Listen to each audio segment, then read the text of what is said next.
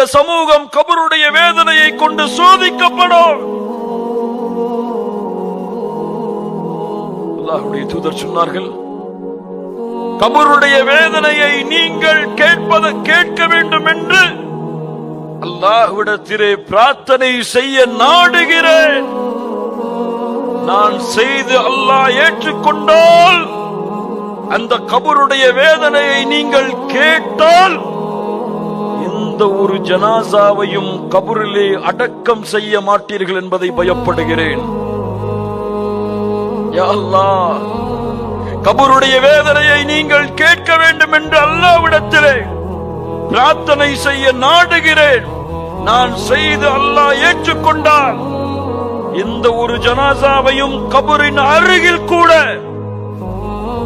நீங்கள் கொண்டு செல்ல மாட்டீர்கள்.